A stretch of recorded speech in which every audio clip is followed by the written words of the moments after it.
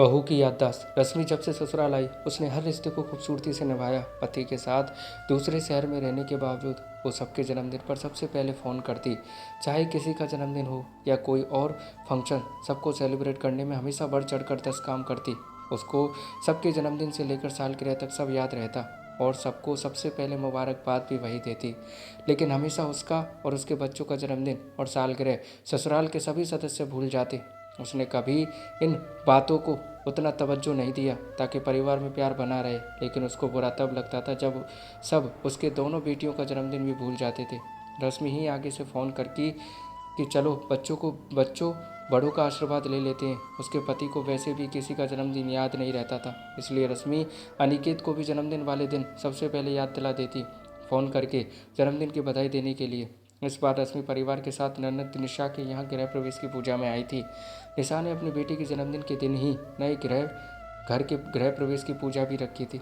उन्होंने सबको बुलाया था। पूरा प्रोग्राम अच्छे से हुआ, सब कुछ अच्छे से बीत गया। अगले दिन दोपहर के खाने के बाद रश्मि अपनी बेटी के लिए पानी लेने रसोई में गई तो उसने सास और ननद को ये बात करते हुए सुना, माँ, भाभी कब तक रुकने वाली है? क्योंकि कल तो उनका जन्मदिन भी है, वरना मनाना पड़ेगा। ननद ने कहा, नहीं, कल की फ़्लाइट है और कौन सा ज़रूरी है जन्मदिन। तू तो अपना दामाद जी और मेरे नातियों का ध्यान दे बस।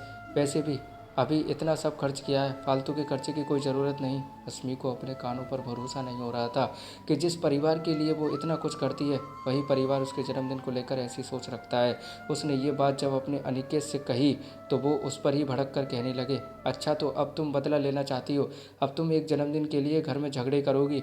नहीं याद रहा तो नहीं याद रहा, इसमें क्या इतना सोचना? किसी ने तुमसे कहा क्या कभी कि मेरा जन्मदिन याद रखना ज़रूरी है? रश्मि समझ चुकी थी कि अब किसी से कुछ बोलकर कोई फ़ायदा नहीं, सब उसको ही झूठा और बुरा साबित कर देंगे। अगले दिन रश्मि फ्लाइट से कुछ घंटों में घर पहुंच गई। सबने उसके जन्मदिन की बधाई दी, लेकिन ससुराल की तरफ से किसी का भी फ़ोन नहीं आया। 3 महीने बाद ही दोनों नंदोई और एक ननद का जन्मदिन आने वाला था। रश्मि को याद था, लेकिन इस बार उसने ठान रखी थी कि अब वो भी जैसे को तैसा भला सबक सिखा कर ही रहेगी। उसने तीनों में से किसी को भी फ़ोन नहीं किया और ना ही अनिकेत को याद कराया। सबका गुस्सा 7वें आसमान पर था और रोज़ के हाल समाचार के फ़ोन भी गुस्से में आने बंद हो गए। एक दिन अनिकेत ने कहा, यार इस पूरे महीने में माँ ने तो ना मुझे फ़ोन किया ना ही मेरे फ़ोन का रिप्लाई किया। अगर कभी उठ जाता तो हाँ हाँ के काम का बहाना करके माँ को फ़ोन रख देती है। रश्मि को पता था कि उनकी नाराज़गी उनकी बेटी दामाद को जन्मदिन की शुभकामनाएं न देने के कारण है, लेकिन उसने अनिकेत के सामने अनजान बनने का नाटक करते हुए कहा, अनिकेत, इसमें इतना क्या सोच रही हो? कहीं बिजी होगी इसीलिए नहीं किया होगा, या कोई मेहमान आ जाता होगा तो रख देती होंगी। कुछ महीनों बाद बड़ी ननद का भी जन्मदिन था, जिसे रश्मि के साथ सबसे ज़्यादा प्यार करती थी। इस बार उनके जन्मदिन पर सब उनको रश्मि ने ही फ़ोन नहीं किया तो उनके गुस्से का गुबार फूट पड़ा।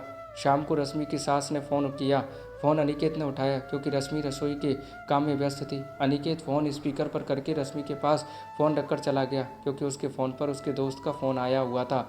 रश्मि ने कहा, प्रणाम माँ जी। उधर से रश्मि की सास ने कहा, ये सब फॉर्मेलिटी छोड़ो, पहले ये बताओ कि तुमने अपनी ननद नंदोई को जन्मदिन की बधाई क्यों नहीं दी? ये क्या तरीका होता है रिश्ते निभाने का? और अनिकेत ने भी फ़ोन नहीं किया। ओह माँ जी, मैं तो भूल गई थी, मुझे तो याद ही नहीं रहा कि जन्मदिन भी था। आप तो जानती हैं कि 2 बच्चों के साथ कितना काम बढ़ जाता है, उनके आगे कुछ याद ही नहीं रह पाता। अनिकेत को तो याद रखना चाहिए था, लेकिन वो कैसे भूल गए पता नहीं। आप तो कहती हैं कि अनिकेत को सब याद रहता है। बहू, क्या सच में तुम्हारी याददाश्त कमज़ोर हो गई है? तो बादाम खाओ, ये सब बहानेबाजी बंद करो, समझी? 10 साल हो जाएंगे कल तुमको इस घर में आए और तुमको याद ही नहीं रहा। ससुराल के प्रति भी तुम्हारे कुछ फ़र्ज हैं, उन्हें भी याद रखा करो तो अच्छा होगा। अब चलो माफ़ी मांगो, सब कॉन्फ्रेंस कॉल पर फ़ोन पर ही हैं। माँ जी, मैं किसी से माफ़ी नहीं मांगूंगी। मेरा जन्मदिन, यहाँ तक कि मेरी बेटियों का जन्मदिन तो हर साल ही सब भूल जाते हैं, तब तो मैं सबको माफ़ी मांगने के लिए नहीं कहती। एक बार मैं भूल गई तो इतना शोर।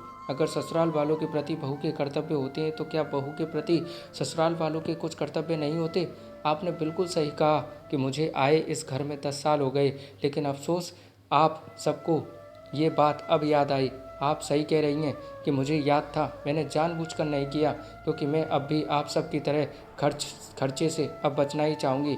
अब पहले जैसी गलती नहीं करूँगी। अब मैं सिर्फ उनके ही जन्मदिन याद रखूँगी जो मेरा और मेरे बच्चों का जन्मदिन याद रखेंगे या रखती हैं।